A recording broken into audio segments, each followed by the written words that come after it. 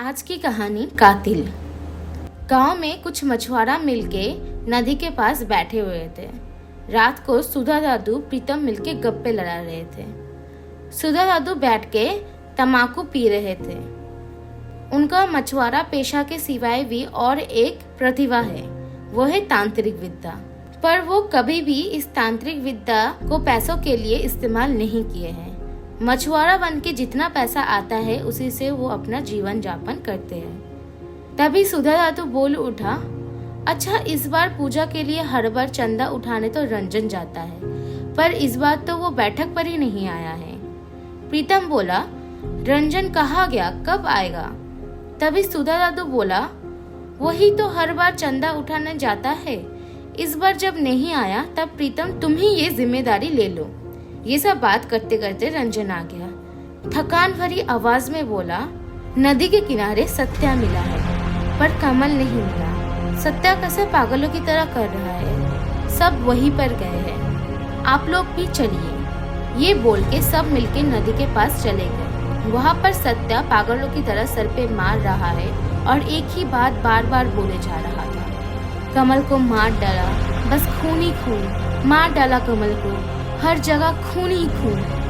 भीड़ में कितना लोग कितना बातें बोल रहे थे। प्रीतम सत्या को कुछ बोलने जा रहा था, तभी सुधा दादू पीछे से उसको रोक लिया। फिर बोला, छोड़ो उसको, अभी कुछ मत पूछो, लगता है कुछ ज्यादा ही डरावना है। अभी तुम उसका दोस्त गोलू को संभालो, इस हादसे से कुछ ज्यादा ही सदमा पहुंचा होगा उसे। वैसे दुख मिलने का ही बात है, कमल गोलू का काफी पुराना मछली पकड़ने वाला था और एक अच्छा दोस्त भी। अचानक क्या से क्या हो गया समझ ही नहीं आया। पास में रंजन सबको शक की नजर में देख रहा था। बांस की खटाई पर बैठकर सुधा दादू, प्रीतम और रंजन कमल के बारे में ही बात कर रहे थे। कोई सोच भी नहीं सकता था ऐसा कुछ हो जाएगा। ऐसा एक घटना कुछ साल पहले भी हुआ था। पाक नदी पर काफी ज्यादा मछली मिलता है। एक मछुआरा बहुत सवेरे मछली पकड़ने वही नदी पे गया था। कुछ दूर जाने के बाद पानी पर उसे एक काला साया दिखाई मिला।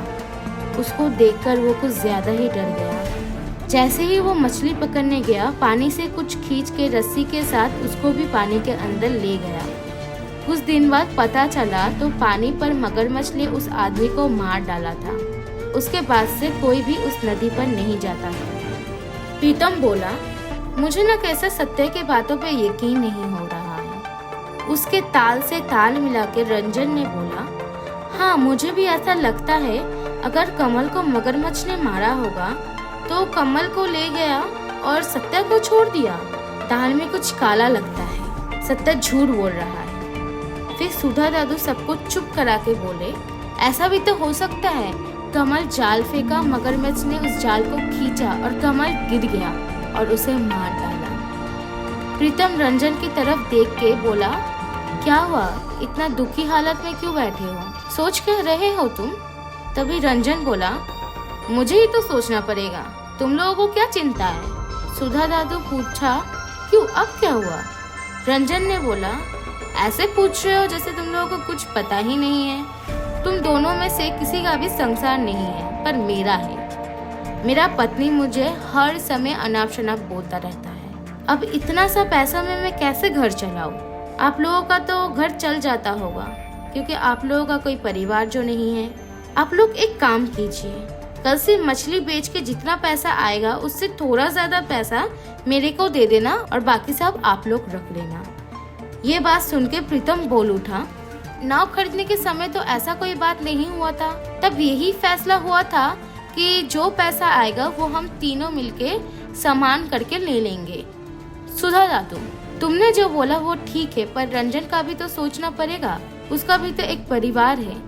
अब जो भी बोलो काका, नाव खरीदने के समय जो बात हुआ था वही होगा। प्रीतम का ऐसा बात सुन के रंजन गुस्से से लाल हो गया। तभी गुस्से के मारे बोल उठा, तो और क्या, हम लोगों को पैसा कमाने के लिए और ज्यादा मछली पकड़ना पड़ेगा। और ज्यादा मछली कहाँ पे मिलता है ये बोलना नहीं पड़ेगा आप लोगों को। सुधा काका बोला, तुम क्या सोच रहे हो रंजन? आज यहाँ पर जो दुर्घटना हो गया अभी भी तुम वहां पर जाना चाहते हो? तेरा साहस कैसा हुआ वहां पर जाने के लिए? रंजन बोला, छोड़ो काका, वो गलती से हो गया होगा। तभी सुधा काका बोला, वो श्रापित नदी है, वहां जाना खतरे से खाली नहीं होगा। रंजन बोला, देखो काका, करना है तो करो या फिर मेरा पैसा भरा दो, ऐसा करके और नहीं चलेगा। उसके बाद सब मिलके फैसला किए, बहुत सवेरे सब मिलके मछली पकड़ने जाएंगे। सुबह सुबह उठ के सब मिलके उसी नदी पे मछली पकड़ने चले गए। नदी के बीचों बीच आके प्रीतम नदी में मछली पकड़ने का जाल फेंका। रंजन शांत होकर बैठा हुआ है, जैसे उसको कुछ भी डर नहीं लग रहा है। आंखों में कैसा बदला और लालच दिखाई दे रहा है। हर तरफ बस ठंडी हवा चल रहा है, हर तरफ बस खामोशियाँ, जहाँ देखो बस धुंधला ही धुंधला। तभी सुधा काका देखा, दूर से कुछ आ रहा है, पर कोहरे की वजह से वो चीज स्पष्ट नहीं है। लगता है मगरमच्छ है। प्रीतम जाल को उठा लो जल्दी से, मगरमच्छ हो सकता है। प्रीतम जल्दी से जाल उठाने लगा। उसी वक्त रंजन प्रीतम के पास आ गया। जोर से एक धक्के से प्रीतम को पानी में फेंक दिया। सुधा काका बोला, उठाओ प्रीतम को जल्दी उठाओ। रंजन बोला, बिल्कुल भी पास मत आना, नहीं तो तुमको भी फेंक दूंगा पानी पर। कल बहुत बोल रहे थे ना तुम दोनों। इधर प्रीतम तैर के नाव में उठने की कोशिश कर रहा है, पर वो उठ नहीं पाता है, क्योंकि पानी के नीचे वही श्रापित पेड़ उसके पाँव बंद के रखे थे। देखते ही देखते वो नीचे की तरफ डूब गया। सुधा काका रोने लगा, क्या किया तुमने, लड़के को मार डाला। रंजन बोला, सोचता हूँ तुम्हें छोड़ दूंगा, पर नहीं, कोई सबूत नहीं छोड़ पाऊंगा, इसीलिए तुम्हें भी मरना पड़ेगा। ये बोल के काका की तरफ बढ़ने लगा। उसी वक्त पानी से प्रीतम का शरीर उठ आया। पूरा आंख और मुंह काला, शरीर पर आधा मांस है तो आधा नहीं, एक हाथ है तो एक पैर नहीं, पूरा शरीर काला पड़ गया था। पर वो प्रीतम नहीं था। रंजन बोला, कौन हो तुम? प्रीतम हो क्या? डर के मारे सुधा काका बेहोश हो गया। प्रीतम का शरीर बहते बहते रंजन के पास आ पहुंचा। रंजन को पानी के नीचे लेके चला गया। उसके बाद सब शांत हो गया। सुधा काका जब होश आए तब वो घाट के पास थे। उसके पास प्रीतम बैठा हुआ था। प्रीतम को देख के काका डर गए। कांपते कांपते बोले, तुम तो मर गए थे, तब यहाँ कैसे आए? तब प्रीतम उसको सब खुल के बोलता है, मेरा जान बच गया था, कमल की आत्मा ने मेरे को बचा लिया। कुछ दिन पहले रंजन ने कमल को मछली पकड़ने का लालच दिखाकर इसी पानी पे फेंक के मार डाला था।